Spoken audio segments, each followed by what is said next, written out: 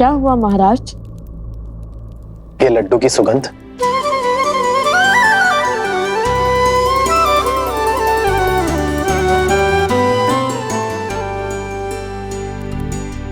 क्षमा कीजिएगा महाराज, कुछ धन संपत्ति सुख चैन सब छोड़ सकता है, किंतु अपनी माता के हाथों से बने लड्डू नहीं।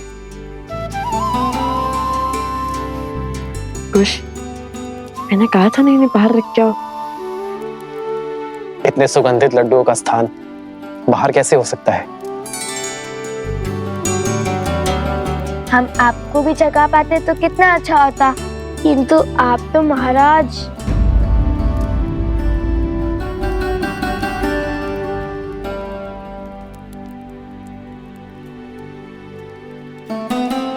जिन्होंने शबरी के जूठे बेर खाए, उन्हें तुम श्रद्धा से जो अर्पण करोगे वो प्रेम से खा लेंगे।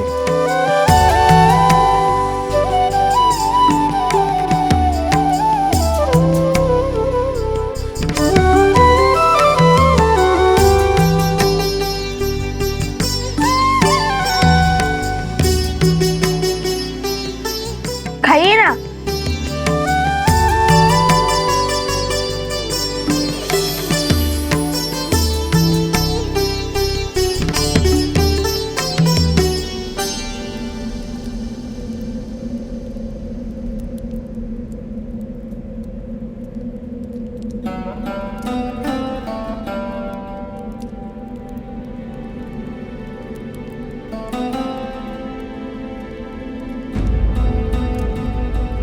जन्म जन्म का है ये संगम, राम रतन सीता व सीते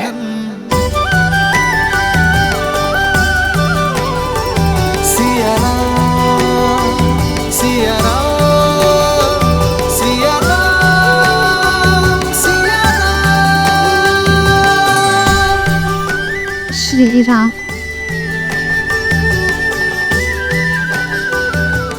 इन लड्डुओं के लिए धन्यवाद। इस लड्डू के स्वाद ने किसी अपने का स्मरण करवा दिया। ऐसे लगा जैसे मैं इनके स्वाद से परिचित हूं। हमें भी तो आपने अपना मान लिया है।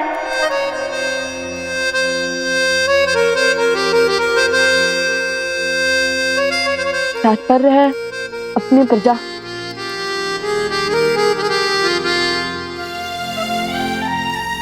तुम्हारे नेत्रों में ये अश्रु? ये आंसू नहीं, ये तो पश्चाताप के आंसू हैं। आपसे युद्ध का जो पाप किया उसका पश्चाताप सदा रहेगा। हमने बिना सत्य जाने सबसे द्वंद का संघनाद किया, जो नहीं करना चाहिए था वो किया। भूल को पाप मत कहो, और वैसे भी इस भूल के पीछे अयोध्या का भला ही तो छुपा है। राम सिया राम जय जय राम, राम सिया राम जय जय राम। मेरे मन में तुम दोनों के प्रति केवल प्रेम ही है, और कुछ प्रश्न भी। हम आपके हर प्रश्न का उत्तर देंगे, किंतु उससे पहले हमें एक कार्य करना है।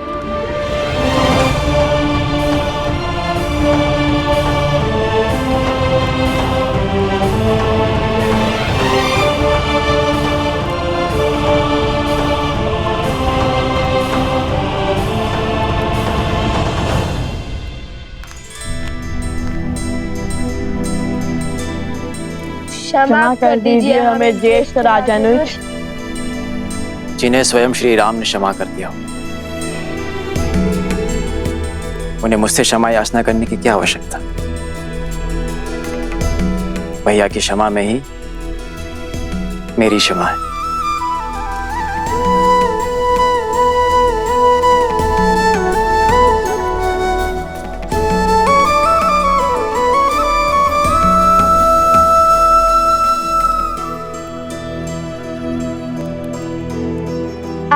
तीनों के भी अपराधी हैं हम, क्षमा कर दीजिए।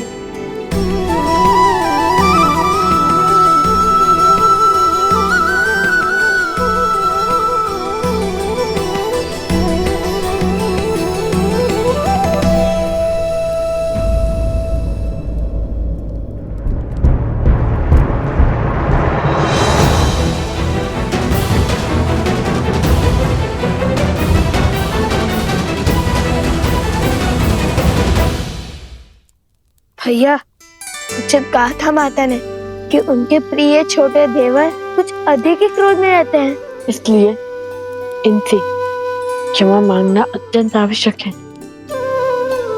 माता के लाडले हैं और पिता के सबसे प्रिय अनुज हैं।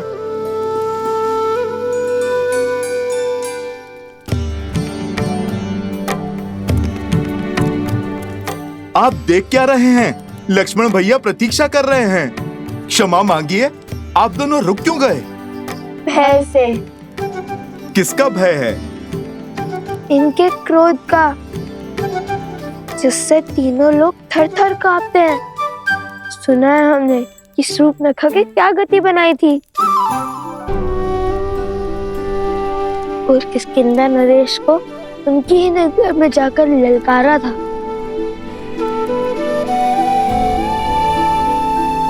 कहीं हम नन्हे बालकों पर बरस पड़े तो?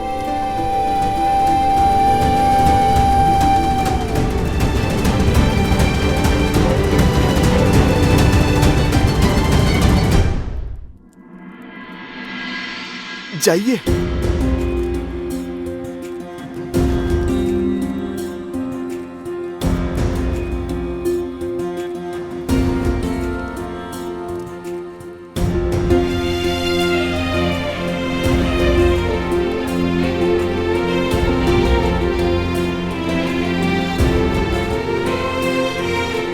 मुझे क्रोध तुम दोनों के युद्ध करने के निर्णय पर नहीं आया था। वो तो चुनौतीपूर्ण ही था। मैं आहत तब हुआ जब तुम दोनों ने मुझे दोषी सिद्ध करने का प्रयास किया।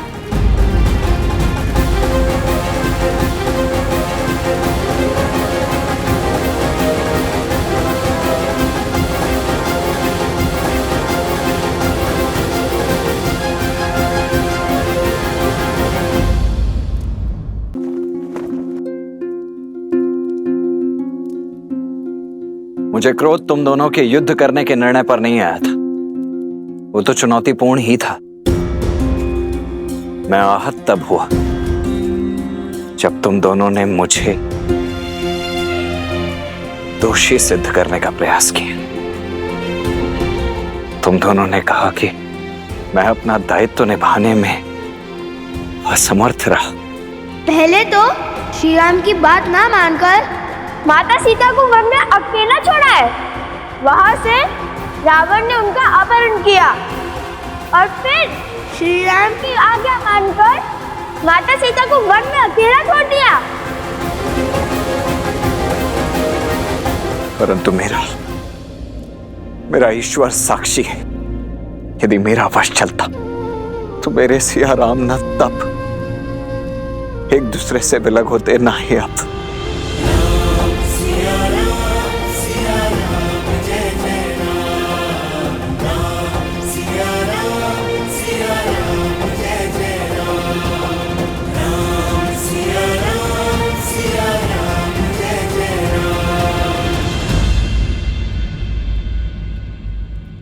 इसी पाप का प्रायश्चित तो करने आए हैं हम।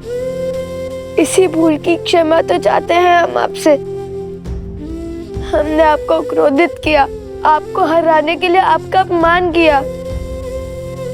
आज यदि आपने हमें क्षमा नहीं किया तो माता भी हमें कभी क्षमा नहीं करेंगी। एक मुख सूरज एक मुख चंदा, दिए सिया के सुख आनंदा। एक एक आत यमज युगला, जानकी सुत रूप नभ कुश होला। जानकी सुत रूप नभ कुश होला। सत्य तो ये है कि संसार में लक्ष्मण जी जैसा आज्ञाकारी भाई आज तक ना समर्पित देवर ना कोई हुआ और ना होगा, जिन्होंने माता सीता की रक्षा में श्री राम की सेवा में 14 वर्ष पलक भी नहीं झपकी। क्षमा कीजिए हमें।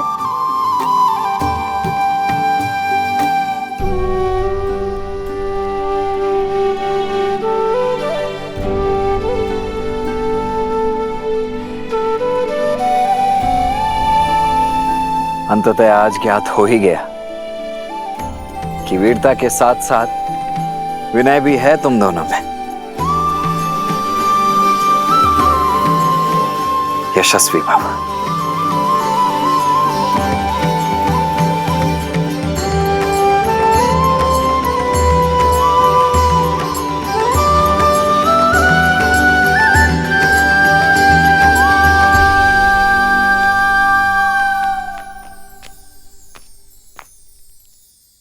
हम पूरे रघुकुल से क्षमा चाहते हैं।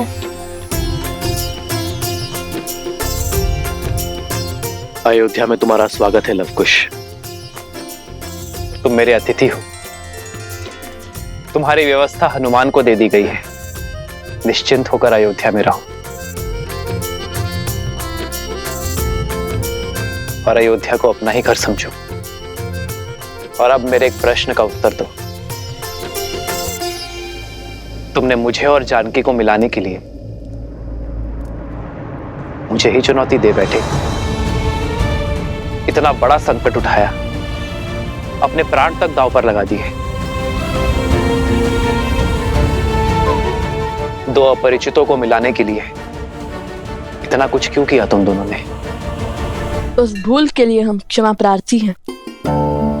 हमें स्वयं अब समझ में आया है कि हमारा युद्ध आपसे कभी था ही नहीं, बल्कि आप जिस प्रजा को बचाना चाह रहे हैं, हमारा युद्ध तो उसके सोच के विरुद्ध था। उस लोक पाप के विरुद्ध जिसके कारण आप और माता सीता अलग हुए। ये संसार उचित अनुचित, धर्म और अधर्म, न्याय और अन्याय का अनूठा संगम है लवकुश। किंतु जब जब कुछ अनुचित घटता है तो उसका दायित्व लेकर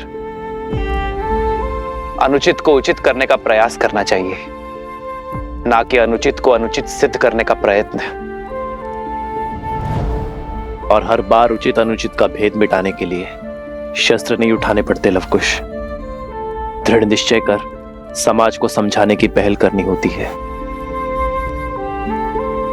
मेरा और सीता का पृथक होने का निर्णय भले ही हम दोनों का था, किंतु हमें मिलाने का निश्चय हम समाज से चाहते हैं। और हमें पूरा विश्वास है कि एक दिन ये समाज अपनी सोच अवश्य बदलेगा। आपका निश्चय अब हमारा उद्देश्य है। और इस बार हम विजय बल से नहीं, अपने गुरुवर की दी हुई शिक्षा से पाएंगे।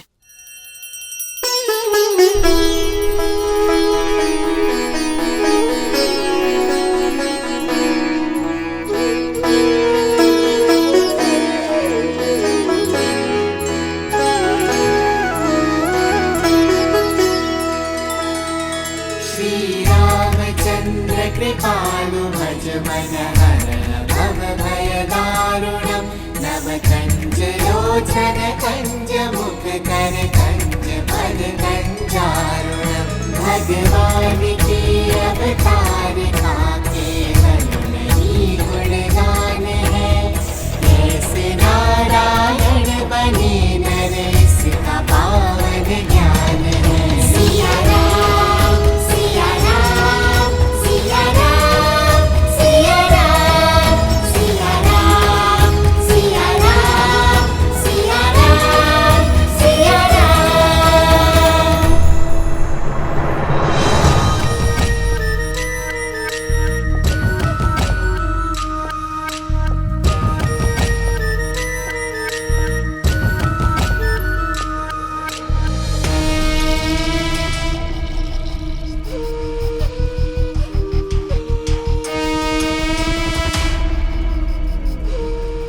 भैया, समय अभी शेष है, क्योंकि अभी तक लव और कुश ने राम को सत्य नहीं बताया है और अयोध्या वासियों को भी नहीं पता कि वो दोनों राम और सीता के पुत्र हैं। भैया, वर्षों पहले जो लोकपवाद का खेल आपने खेला था, उसे संपूर्ण करने का समय आ गया है भैया। असुरी सोच और स्त्रियों के अपमान का जो बीज आपने जन मन में बोया था, वो परिपक्व हो चुका है भैया। उसे काटने का समय आ चुका है।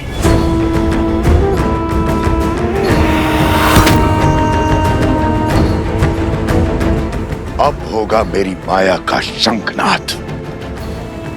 लव कुश जहां भी जाएंगे, पुरुषों द्वारा स्त्रियों का अपमान ही देखेंगे। ये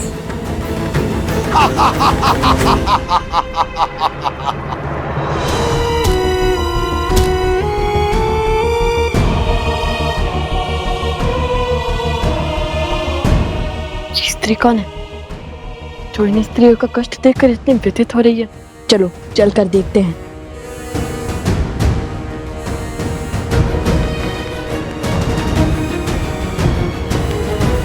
अशुभ है बड़ी बहू के साथ पूजा करना। बड़ी बहू, तुम पूजा से उठ जाओ। तुमने केवल बेटियां ही जन्मी हैं। छोटी बहू को केवल पूजा करने दो। वो शुभता की प्रतीक है। उसने श्री राम लक्ष्मण जैसे पुत्र को जन्म दिया है।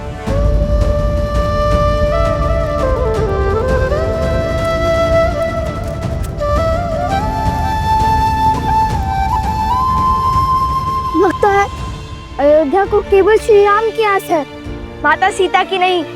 पुत्र में राम कहाँ से देखेंगे जब तक पुत्री में सीता नहीं देखेंगे?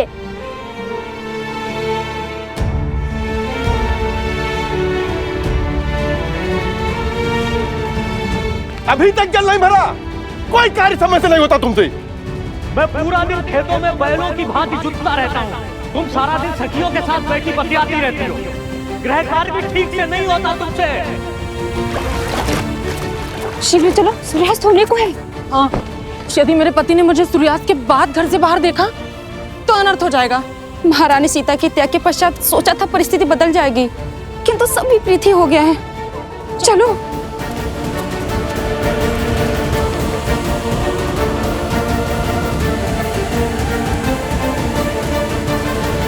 आप हमारा पीछा क्यों कर रहे हैं? कुछ पूछना था आपसे। आप रो क्यों रही थी? उन स्त्रियों की व्यथा देखकर आप इतनी व्यथित क्यों हो रही थी? क्या वे आपकी संबंधी हैं? आपकी आंखों में अश्रु और मन में कष्ट था। सिर भी पीट रही थी आप अपना। यदि आप उनका दुख समझती हैं तो उसे कम करने का प्रयास क्यों नहीं किया?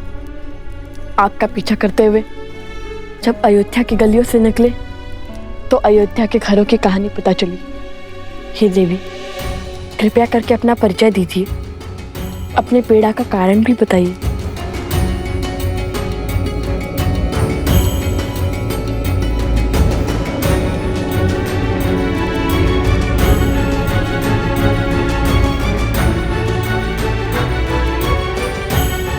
मैं हुआ भागन हूँ जो प्रभु राम के समक्ष न्याय की गुहार लेके गई थी। भयानक आंधी और वर्षा हो रही थी, इसी कारण मैं अंधकार के पूर्व घर न लौट सकी। सिर्फ इसीलिए मेरे पति ने मेरा बहिष्कार कर दिया। चयन आपको करना है महाराज, या तो आप न्याय कीजिए या तो फिर मुझे आत्महत्या करने की अनुमति दीजिए महाराज।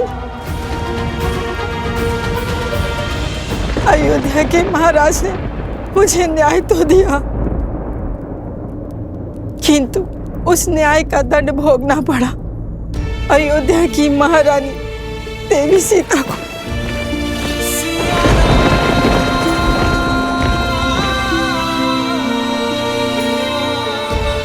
लोकपात के श्राप ने अयोध्या के हर घर को ढस लिया। मैं वो पापन हूँ जिसके कारण इस समाज ने सीता और राम को भिन्न किया। मैं ही वो पापनी हूँ, इस अधर्म की उत्तरदायिनी हूँ। मैं तो स्वयं को मार के इस पीड़ा से मुक्त भी नहीं हो सकती, क्योंकि मैं एक माँ हूँ। और अगर मैं मर गई तो मेरे बाद मेरे संतानों को कौन संभालेगा? कौन संभालेगा? कौन संभालेगा? हमारी अयोध्या पहले ऐसी नहीं थी, फिर न जाने कैसे प्रजा की सोच इतनी मलिन हो गई। श्री राम अयोध्या के राजा हैं कि यदि वो चाहे तो एक आदेश पर क्षण भर में सब कुछ ठीक हो सकता है। भला उन्हें कौन रोकेगा? पर वो भी इस वियोग को सह रहे हैं, क्योंकि वो मर्यादा पुरुषोत्तम है, जो अपनी सोच दूसरे पर आदेश के रूप में नहीं थोपना चाहते। वो चाहते हैं कि स्वयं की अनुभव से अयोध्या की प्रजा की सोच बदले, पर ना जाने ये कब संभव होगा? ये कब संभव होगा?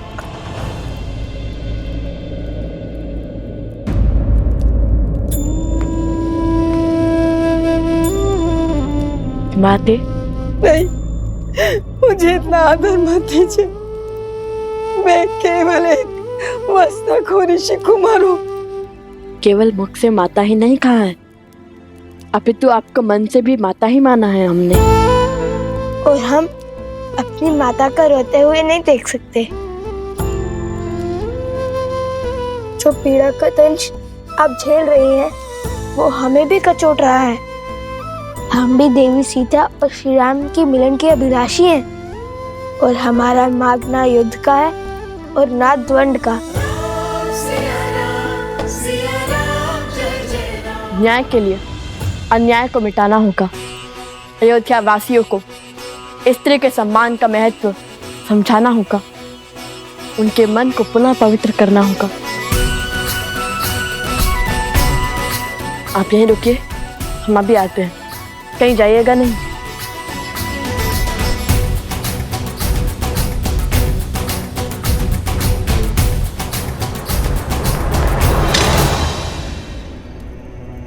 अरे भीतर कहाँ चले जा रहे हो? श्री राम से मिलने। और हम तुम्हें जाने देंगे?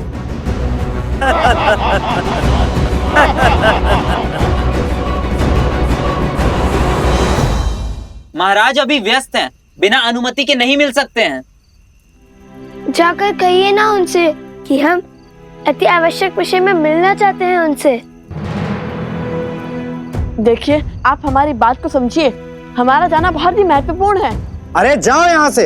अरे मैंने कहा ना, जाओ यहाँ से। कृपया करके हमें जाने दो ना।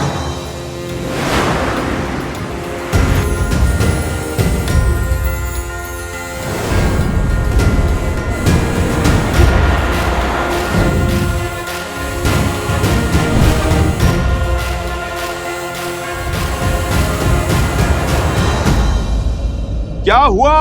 हनुमान जी, हमें इसी क्षण प्रभु श्री राम से मिलना है।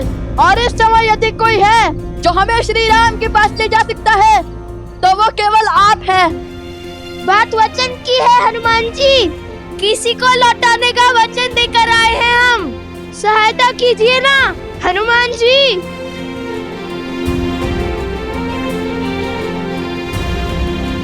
वचन में बंधे हैं तो सहायता करनी ही होगी। रघुकुल वंशियों का वचन टूटना नहीं चाहिए। चलिए।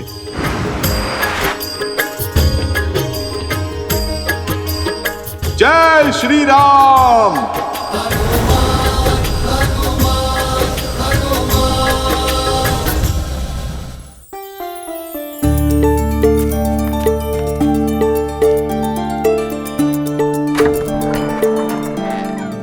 मंत्री जी, महाराज का आदेश है राज भंडार से 20 सेर अनाज परिवार गर्षित क्षेत्र में शीघ्र ही पहुंचाया जाए। और नदी पर सेतु बनाने के लिए धन भी राजकोष से मिलेगा।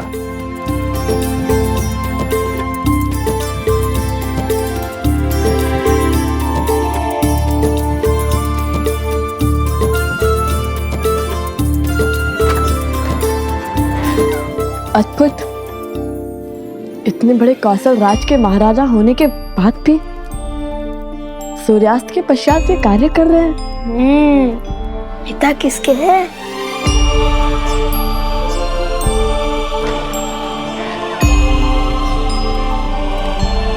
चलिए, प्रभु ने आप दोनों से मिलने की आज्ञा दे दी है।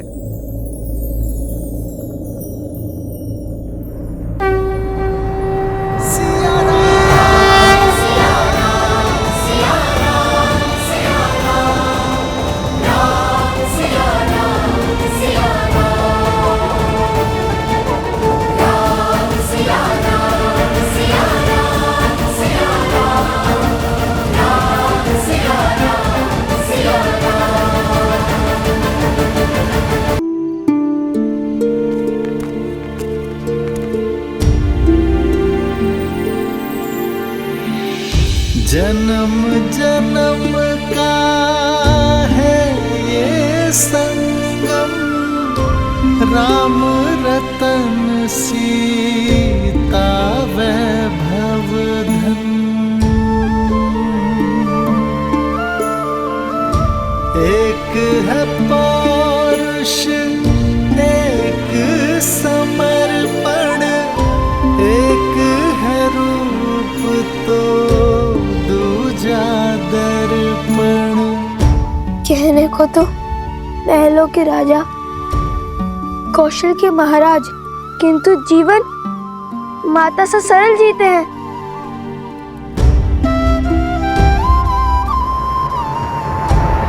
राम सिया राम सिया राम सिया राम, राम सिया राम सिया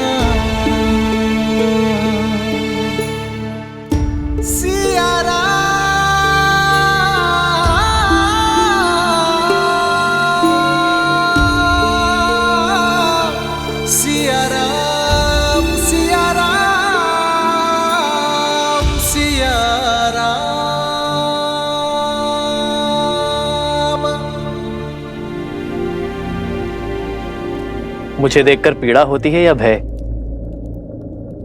जब भी तुम्हारे समक्ष आता हूं, तुम्हारे नेत्रों से कल कल अश्रु बहने लगते हैं।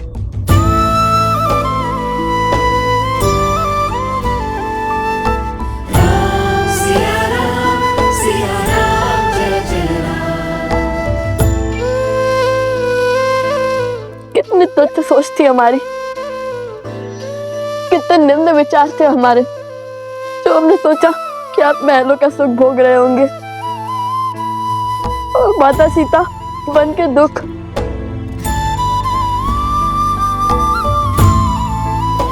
यहाँ आए तो समझ में आया कि एक और आप कौशल राज के महाराज की भांति अपने राज्य को हर संकट से बचा रहे हैं, और दूसरी ओर किंतु एक सन्यासी की भांति सब कुछ त्याग बैठे हैं।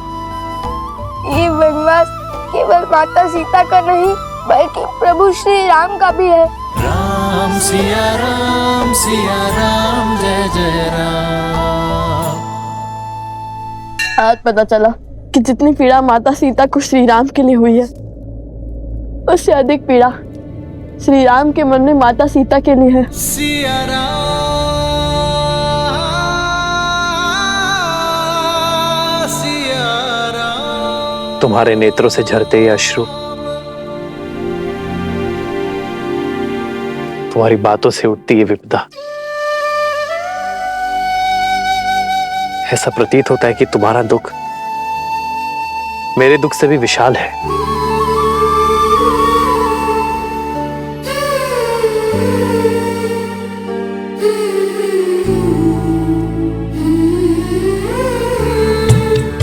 दोनों एक हैं, बस यही सच है। राम लक्ष्य और राम ही पथ है। विरह की आग में जले सिया राम। एक है तन और एक है प्राण। सिया राम सिया राम। आपके वियोग को अंत तक हम लाएंगे। सियाराम का मिलन हम करवाएंगे।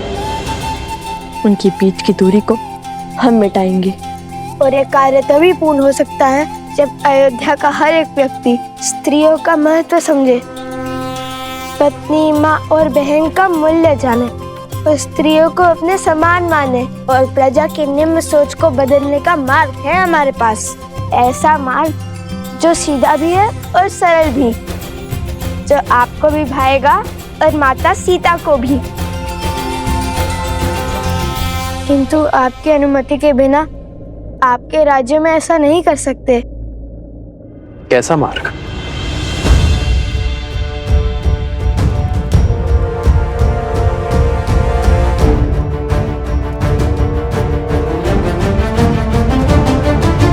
और इसके लिए हमें केवल एक दिन का समय चाहिए।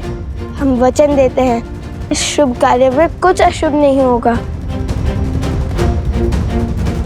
आपके पुत्र होने के नाते हमें एक अवसर दे दीजिए।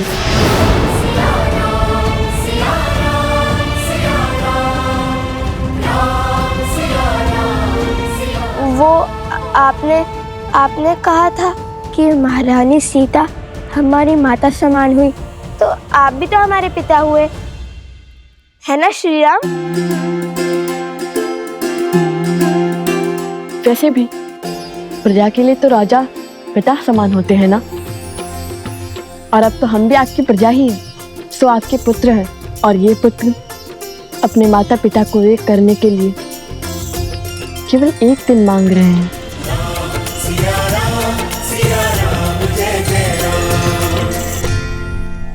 मान जाइए ना प्रभु, मुझे लव कुश पर पूरा विश्वास है।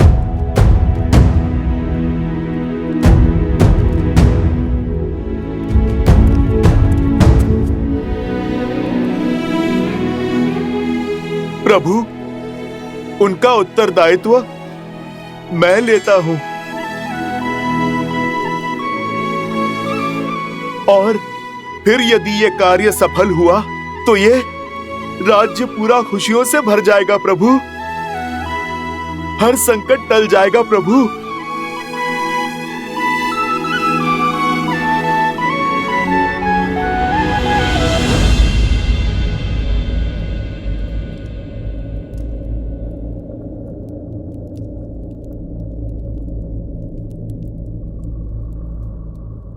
ठीक है हनुमान, उठो। किंतु एक बात स्मरण रखना, चाहे विचार हो या व्यवहार, कुछ भी थोपा नहीं जाना चाहिए।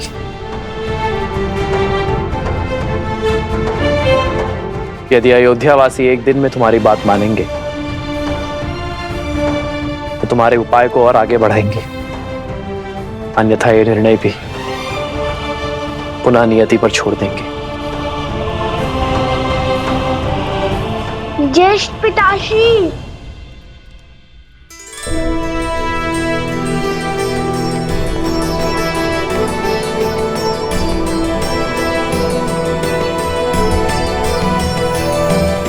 क्षमा कीजिए, किंतु हमने छुपकर आपकी सारी बातें सुन ली।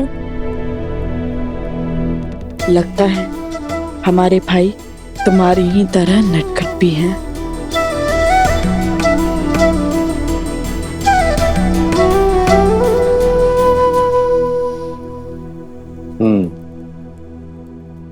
इतना दुस्साहस उचित नहीं है। यह राज नियमों के विरुद्ध है।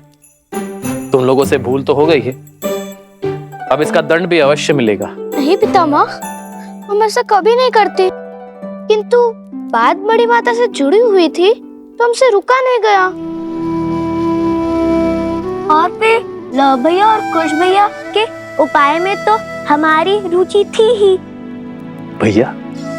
जो आपको पिता मान रहे हैं वो हमारे भैया ही हुए ना। मंगल भवन मंगल हारी, द्रवहु सुदशरथ अजर बिहारी।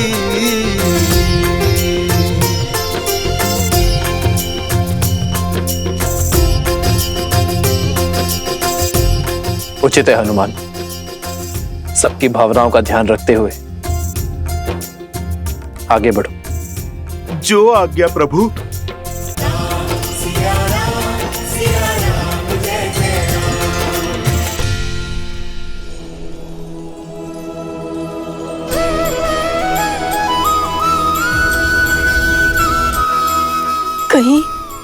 कहीं एक स्वप्न तो नहीं है?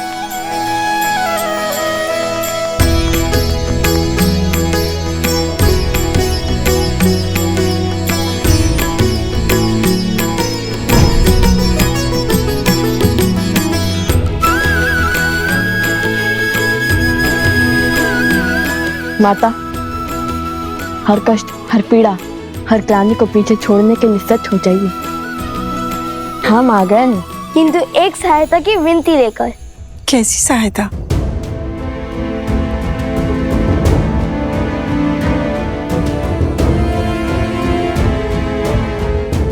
अवश्य, मैं ये कार्य अवश्य करूंगी। आप निश्चिंत रहिए, बस मुझे आज्ञा दीजिए।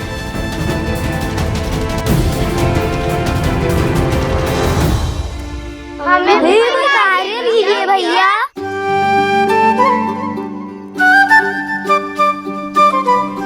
अवश्य, तुम सब एक स्थान की व्यवस्था करो जो हमारी योजना में उपयोगी हो। जानते हो ना मैं कैसे स्थान की बात कर रहा हूँ? हम अभी उचित स्थान की व्यवस्था करते।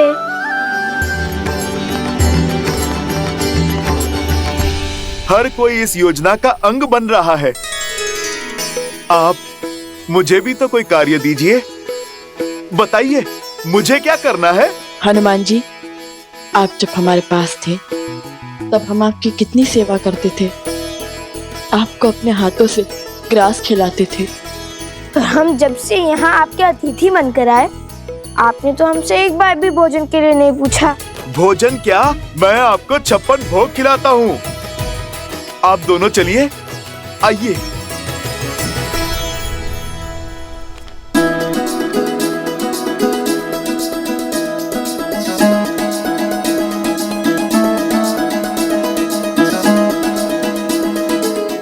नहीं, बस एक और लीजिए। नहीं, अपनी और नहीं।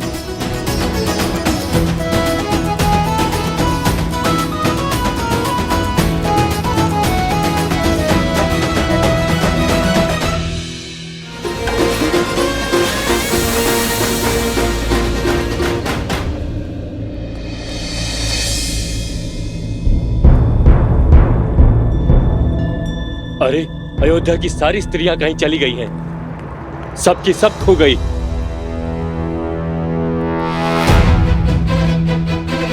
अरे कहाँ गई सब? खोजो उन्हें।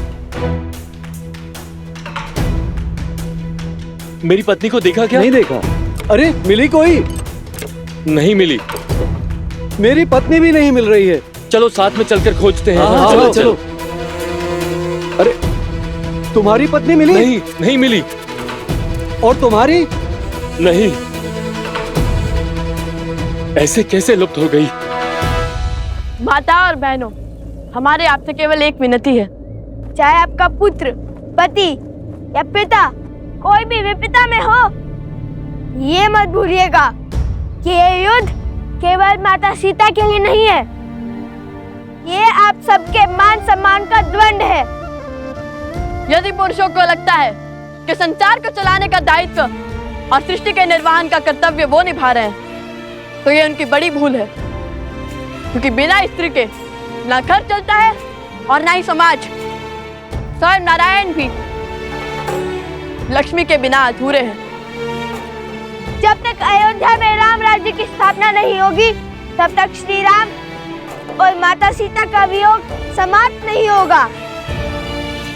और जब तक सिया राम एक नहीं होंगे, तब तक रामायण कभी संपूर्ण नहीं होगी। हाँ, हम आपके साथ हैं। आप जो कहेंगे हम वो करेंगे। हाँ, हम आपके साथ हैं। हाँ, हम आपके साथ हैं। चलिए हम सब मिलकर महादेव से इस कार्य के सफल होने की प्रार्थना करते हैं। हर हर महादेव! हर हर महादेव! हर हर महादेव! हर हर महादेव! हर हर महादेव! हर हर महादेव! हर हर महादेव! नगर में एक भी स्त्री नहीं है। ये कैसा संयोग है? कैसी घटना है? सब और देख लिया, कहीं कोई चिन्ह नहीं। अरे तो क्या आकाश खा गया या पाताल निकल गया? अरे मेरे पुत्रों की माता क्या पवन के वेग में उड़ गई?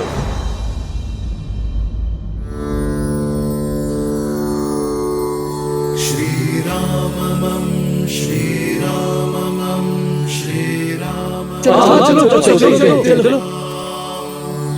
श्री राम राम रमेति रमे रामे मनोरमे सहस्रनाम तत्तुल्यं राम नाम वरानने। श्री राम राम रमेति रमे रामे मनोरमे सहस्रनाम तत्तुल्यं राम नाम वरानने। देखो हनुमान जी की अद्भुत लीला। उचित समय पर आए हैं हनुमान जी। अब यही हमारी समस्या श्री राम तक पहुंचाएंगे। चलो चलो चलो। हाँ, चलो देखो।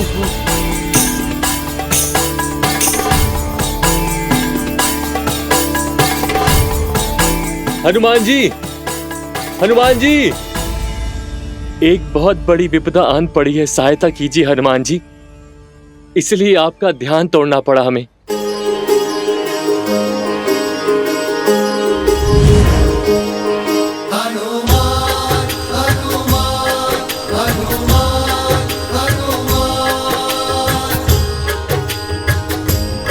संपूर्ण अयोध्या एक साथ?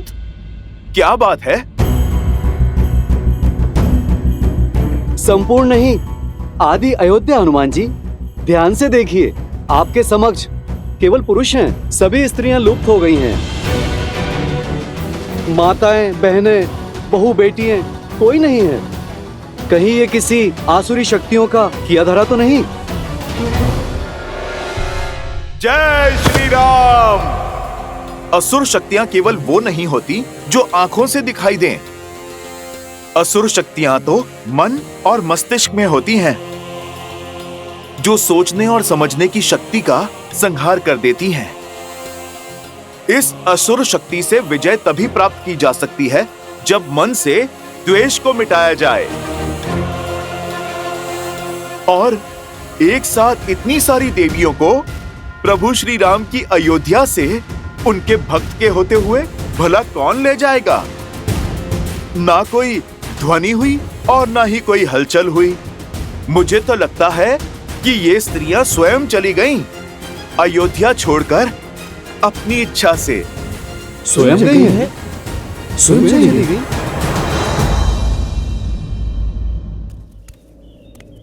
समझ में नहीं आता, न तो इतनी शक्ति है और न इतना साहस, तो फिर कैसे चली गई?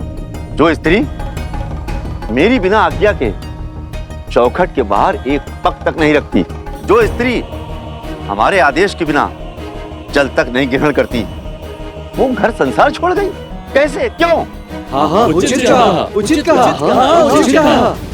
पत्नियां तो पति का संसार होती हैं, पत्नियां तो परिवार की धुरी होती हैं, सेविका नहीं। वो भी तो मनुष्य हैं, उनकी भी अपनी इच्छा होगी। हो सकता है कि उन्हें आपकी कोई बातें बुरी लगी हो सकता है वो आपके व्यवहार से आहत हो गई हो। आहत हो गई?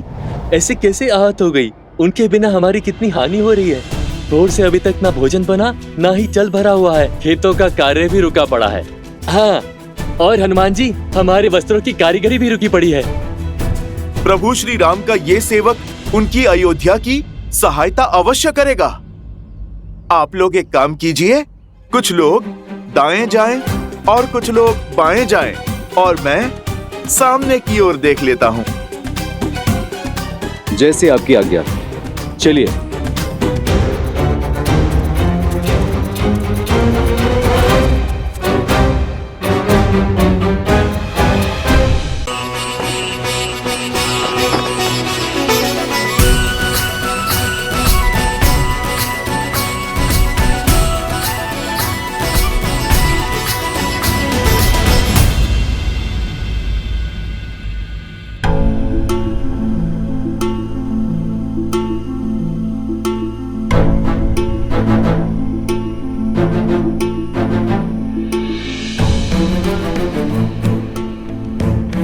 हमारे संतान और पति भूखे होंगे।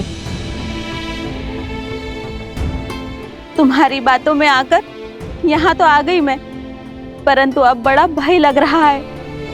यदि पुरुषों को क्रोध आया तो उसका दंड हमें भोगना होगा। यदि मेरे पति ने आपकी भांति मेरा भी त्याग कर दिया तो मैं कहाँ जाऊंगी? तुम्हारा भय सत्य है, परंतु सोचो, यदि हम अपने अधिकार, अपने सम्मान के लिए हम नहीं लड़ेंगे तो कौन लड़ेगा? लड़ना किसको है और किससे? तुम मेरे पति को नहीं जानती। उनका क्रोध सदैव उनकी नाक पर होता है। तुम्हारी बातों में आकर लव कुश की सोच से प्रभावित होकर मैं तो यहाँ आ गई, लेकिन उस जैसे पुरुष की सोच को बदलना असंभव है। ऐसा मत सोचिए माता, अब आप श्री राम की शरण में हैं। ये अयोध्या है माता, यहाँ कुछ अनुचित नहीं हो सकता। हनुमान जी की गदा का एक वार सबकी बुद्धि मार्ग पर ले आएगा। नहीं पुष्कर, शक्ति का प्रयोग वर्जित है। हमने श्री राम को वचन दिया है कि हम पुरुषों की सोच बदलेंगे, उनके मन को बदलेंगे, किंतु शक्ति का प्रयोग करके नहीं, संवेदना से करेंगे। उचित कह रही हो बहन, हमें यहाँ से चलना चाहिए। नहीं नहीं बहन, रुक जाओ, समझने की कोशिश करो। खुश, यदि इनमें से एक स्त्री भी बाहर गई तो सारा प्रयास असफल हो जाएगा, सब कुछ विफल हो जाएगा। एक के बाद एक सभी स्त्रियां बाहर चली जाएंगी।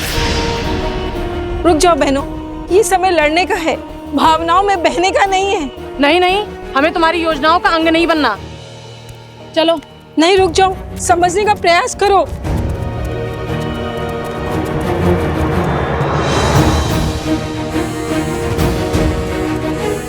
जिनमें एकता नहीं, वो एक दूसरे की क्या संबल बनेंगी?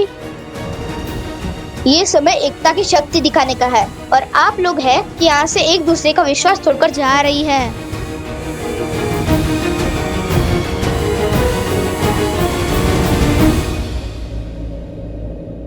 जाने दो इन्हें। ये जीवन भी इनका है और ये द्वंद्व भी। जीने का निर्णय भी इनका है और लड़ने का निर्णय भी। हमें जितना समय श्री राम ने दिया है वो पुरुषों की सोच बदलने में दिया है, और हम उसे पुरुषों की सोच बदलने में लगाएंगे, ना कि इन पर अपनी सोच को थोपने में।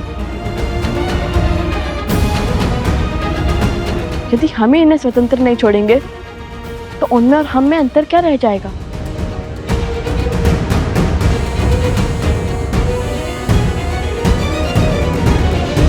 हनुमान जी की बात तो उचित लगती है।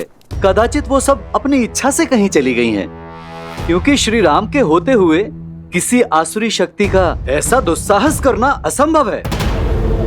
यदि ये तथ्य सत्य निकला तो आज मेरी पत्नी को मेरे प्रकोप से कोई नहीं बचा पाएगा।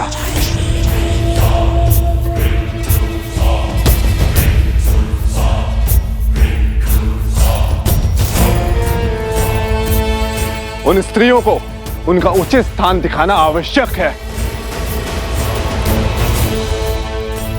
उचित कहा आपने।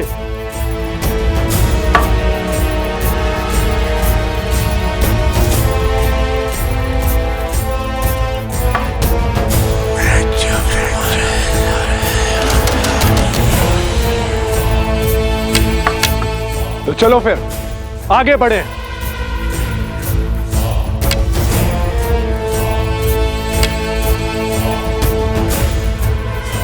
अब दूसरी टुकड़ी को भड़काने की बारी है।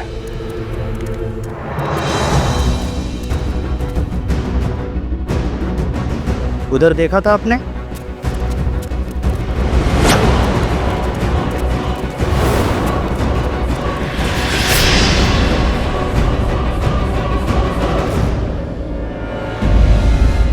सुशीला, कमला, गीता, प्रातः काल से कहां थी तुम? बिना आज्ञा घर से बाहर पग कैसे धरा तुमने?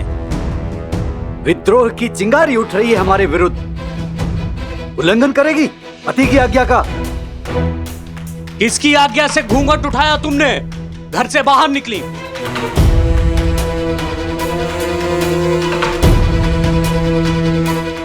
इनको इनके विरोध का दंड देते हैं, पति के आज्ञा का उल्लंघन करने का फल देते हैं। बहुत बड़ी भूल हो गई।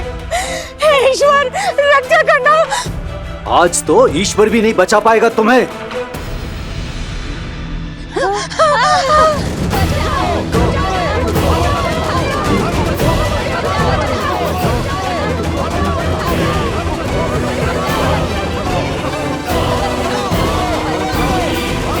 बचाओ बचाओ बचाओ।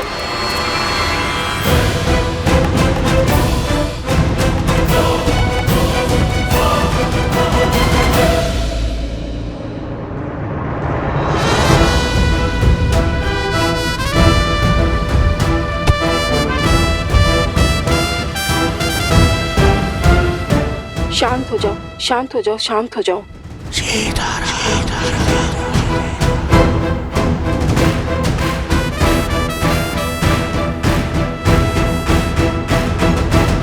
अब समझा तुम दोनों की चाल। तुम ही ने भड़काया है ना इन्हें? हाँ, हमें पूरा श्रेय मत दीजिए, क्योंकि भले ही योजना हमारी थी, किंतु निर्णय आपकी पत्नियों का था।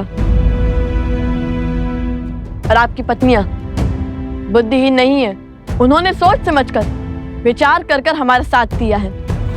तुम हमारी पत्नियों को पथभ्रष्ट कर रहे हो। इस दुस्साहस का दंड अवश्य मिलेगा तुम्हें।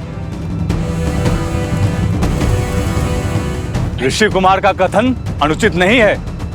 हमारी स्त्रियां भी सम्मान के अधिकारी हैं। हमें तुम्हारा ज्ञान नहीं चाहिए। तुम सब अपनी पत्नियों को अधिक ही स्वतंत्रता दे रखे हो।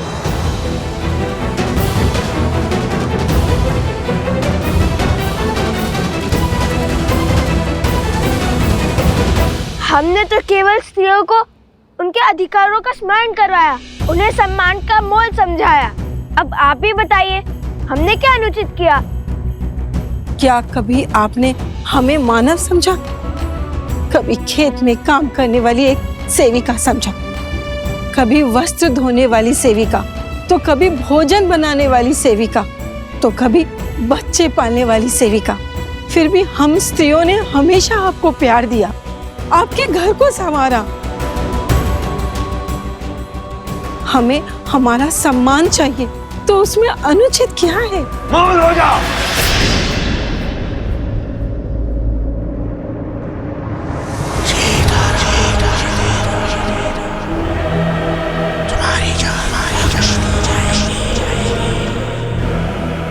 अब आएगा आनंद। उस रात्रि कहानी बनाकर तू किसी नाविक के साथ रुक गई थी, और आज ये सॉन्ग रचकर तुम मेरा अपमान कर रही हो। जो स्वयं अपने सम्मान के लिए तरस रही है, वो दूसरे का क्या अपमान करेगी? आपके क्षण भर के आवेश ने महारानी सीता से उसका संसार छीन लिया, उन्हें वनवास जाने के लिए विवश कर दिया। आपने मुझे घर से निकाल दिया, परंतु कभी भी सत्य जानने का प्रयास किया? अब तो हमें बल दिखाना ही होगा। नहीं, इन्हें अपना युद्ध स्वयं लड़ना होगा। यदि ये अपने स्वाभिमान के लिए नहीं उठेंगी, तो आने वाले वियोग में भी ये सम्मान नहीं पा पाएंगी। इस युद्ध की परिधि ये नारियां स्वयं निश्चित करेंगी। मूर्ख बालक, इन्हें लगता है ये महाराज सहस्त्रमुख की माया से बच जाएंगे। इतने वर्षों तक लोकापात और भेदभाव का जो बीज महाराज ने बोया है, आज उसका फल प्राप्त होगा।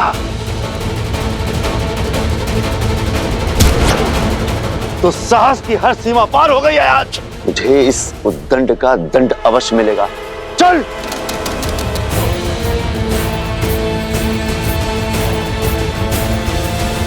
भैया, इतना घोर अन्याय देखकर भी हम चुप क्यों हैं? आज हम रक्षक नहीं, केवल मार्गदर्शक है।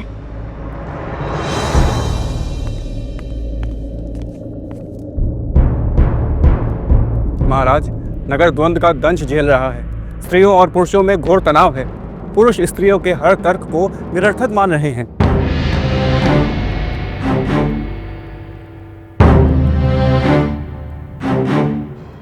महाराज, क्या मुझे कुछ कहने की अनुमति है? अवश्य। महाराज, कहीं ये द्वंद्व समाज का संतुलन न बिगाड़ दे। महाराज, युगों से चली आ रही परंपरा को बदलने की आवश्यकता क्या है? जब तक लव कुश नहीं थे तब तक सब कुछ ठीक था। आज पुरुष और स्त्रियों के बीच जो भी कुछ हो रहा है उसका कारण केवल लव कुश है। उन्होंने पतियों को पूजने वाली स्त्रियों को पतियों के ही विरुद्ध खड़ा कर दिया है।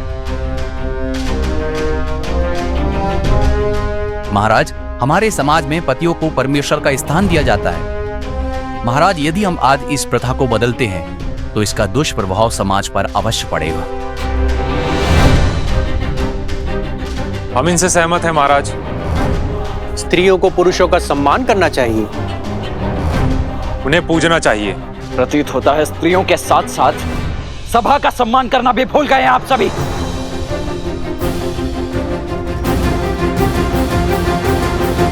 लक्ष्मण, शांत।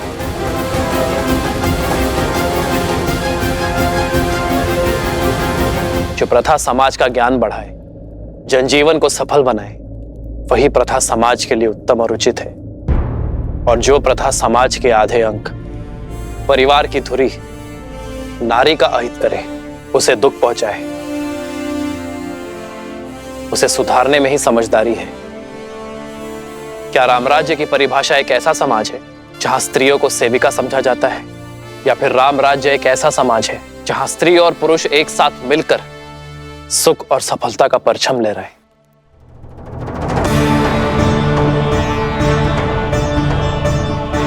एक स्त्री को दासी समझना हमारी संस्कृति का अपमान है। क्या हम भूल गए हैं कि जब हम जन्म लेते हैं तो सर्वप्रथम एक स्त्री ही हमें स्नेह देती है। यदि स्त्री अपनी संतान को मातृत्व की छाप ना दे, उसे अपने दुग्ध से पोषित ना करे, तो संसार का कोई भी पुरुष जीवित नहीं रह पाएगा। मैंने लवकुश का साथ इसलिए दिया है क्योंकि उनकी सोच में समझ और सुधार है। आज हम जिस मोड़ पर खड़े हैं वो समाज का नया दौर है, जहां स्त्री और पुरुष कंधे से कंधा मिलाकर अपनी शक्ति से इस संसार को आगे बढ़ाएंगे। मुझे उन दोनों पर पूरा विश्वास है और मैंने उन्हें जितना समय देने का वचन दिया है उतना समय उन्हें अवश्य मिलेगा।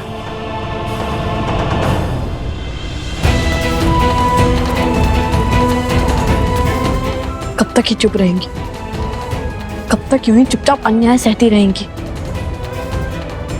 कुछ बोलती क्यों नहीं अब?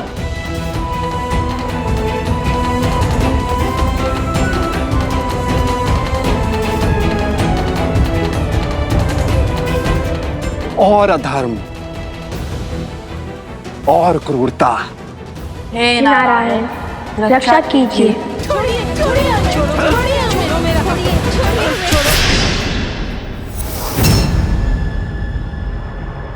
जय श्री राम। संजय, मैं तुझे पाठ पढ़ाता हूं। रुक जाओ।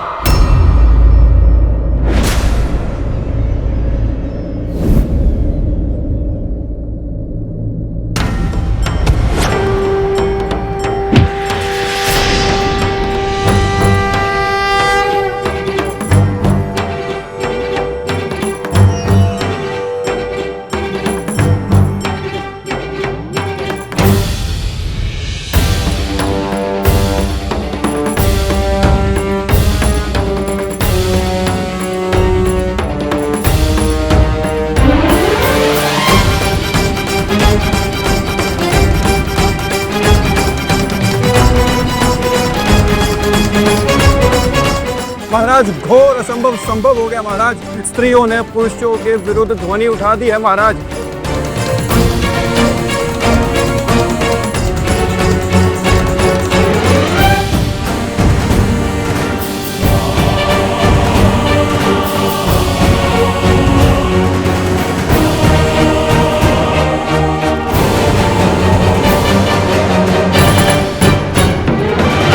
हमने अपमान के अनंत घुट पिए हैं, अनगिनत अत्याचार सहे, क्योंकि मुझे मेरी माँ ने सीख दी थी कि पति परमेश्वर है। किंतु आज मुझसे निकलकर मेरी बहू पर आई तब मैं सह नहीं पाई हूँ।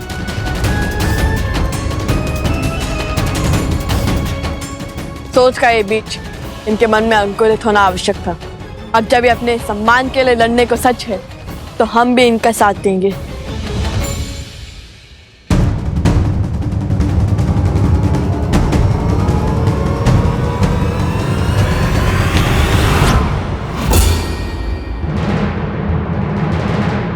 सावधान!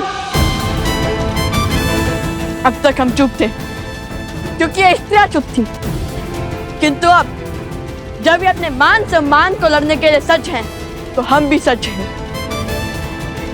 अब कोई भी इन पर हाथ उठाने का दुस्साहस नहीं करेगा। हम भगवान वाल्मीकि के शिष्य प्रभु श्री राम और देवी सीता के भक्त, हमारे होते हुए कोई भी इन स्त्रियों पर अत्याचार नहीं करेगा।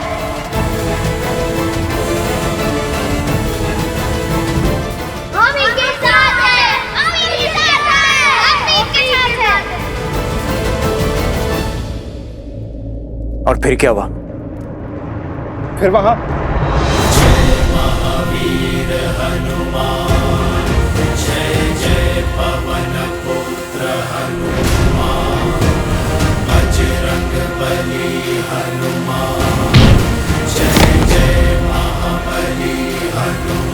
देखिए हनुमान जी, ये लाभ और कुश अयोध्या की स्त्रियों को भड़का रहे हैं। अच्छा, तो घर परिवार संभालने वाली नारी अबोध है, मतिहीन है कि जो कोई भी इन्हें भड़का दे।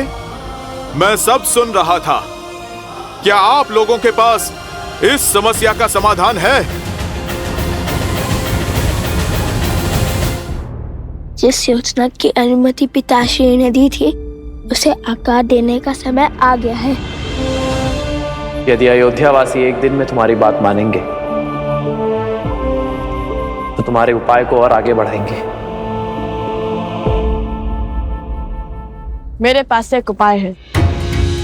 यदि आप समझते हैं कि स्त्रियों का योगदान आपके जीवन में केवल खाना पकाना या फिर संतानों को संभालना ही है, यदि आप उन्हें अपने से कम और स्वयं से नीच आंकते हैं तो ठीक है, केवल एक दिन अपने पत्नियों के बिना अपना जीवन चलाकर दिखाइए।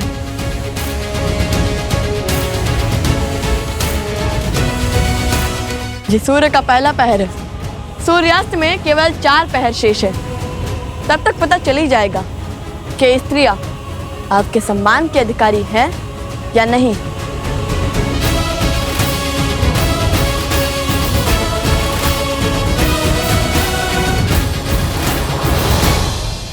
उचित ही तो कहा है लव कुश ने। क्या पुरुषों ने ये चुनौती स्वीकार करी?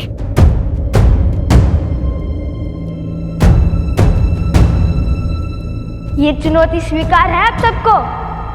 हाँ हाँ स्वीकार है, स्वीकार है, हाँ स्वीकार है, हमें स्वीकार है, हाँ स्वीकार है, हाँ स्वीकार है।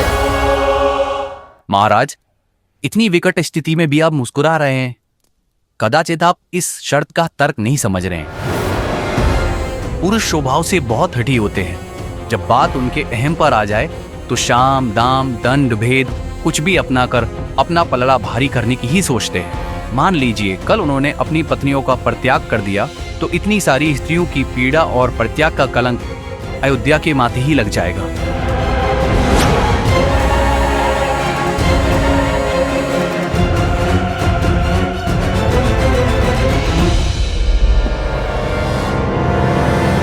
अरे